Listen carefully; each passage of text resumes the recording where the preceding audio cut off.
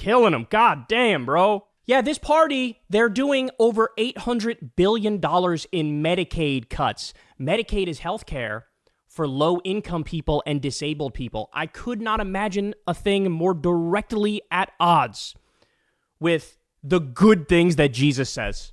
But yet it seems that the Republican Party is communicating, blessed are the billionaires, for they shall inherit the earth.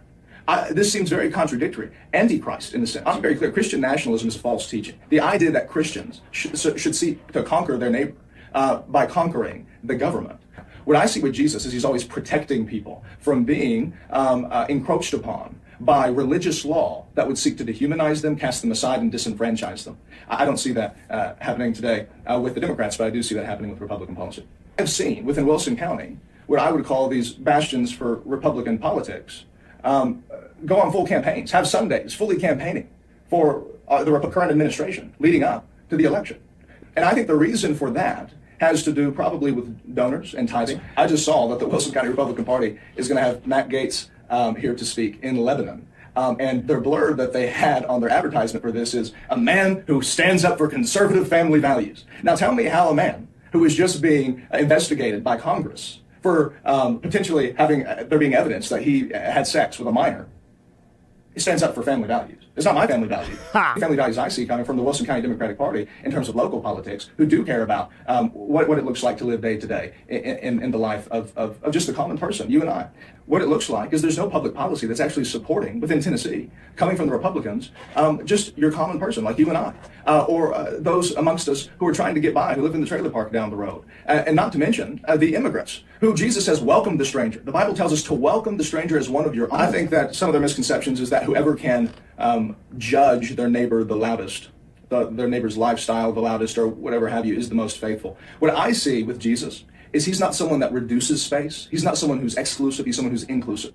Look, I love this. If you're one of those Christians who, like, you're a good Christian and you actually believe in the message of Jesus and the positive things, and you care about the poor and the sick and the downtrodden, and you want to create a more fair and just society, if you're one of those Christians, it is incumbent on you to do exactly what this guy's doing. Now, look, I'm not religious, so it's not really my place to get involved in that aspect of the conversation, but don't let the fundamentalist right-wing asshole Christians, the ones who believe in every horrible thing in the world, don't let them run roughshod and talk politics 24/7 and talk about their horrific ideology where they want to gut social services and cut the social safety net and screw over working people. And don't let them say that and then the good Christians sit there quietly.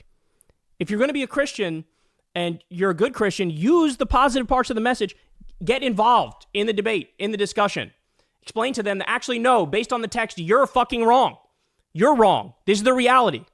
And you do see this, to be fair, there are certain denominations that are always pretty good like this. Certainly the traditions of the black church in this country are phenomenal, right? They actually use their Christian beliefs to have them support a better society, a more just society, good laws, right? So I need to see more of this, bro. I need to see more of this. I need all the good pastors, the Jesus-believing pastors, stand up. Don't let these right-wing asshole Christians who dominate political Christianity in this country, don't let them be the ones to run wild. And as he pointed out, this guy's a Christian, but he's also secular. He believes in separation of church and state. That's great. We don't need overtly religious teachings in school. Of course, you can and should implement laws that coincide with the good parts of Jesus' message, like make sure people have health care, make sure people have higher wages and things of that nature. But you can be secular while also advocating for those things. So let's get past the fundamentalist far-right Christians who give Christianity a horrific name, who are supporting a genocide in Gaza. No. The good Christians need to stand up and speak out. And this is the first time in a long time I've actually seen that. A Christian who is politically active and on the left and saying the right things. Because, by the way, there's no better recruitment tool for Christians than having this philosophy and this ideology and not the fucking hateful one that we see all the time in this country. So I love that video. That is the ruthless destruction of MAGA, and he's doing it from their Christian perspective. Like, oh, you really want to talk Christianity? Let's talk Christianity. You're wrong about every single point of it. I love that energy. Hey, y'all, do me a favor and like and subscribe. It helps out big time in the algorithm. Click the bell as well for notifications when videos drop, and watch that video on screen right now. You know you want to.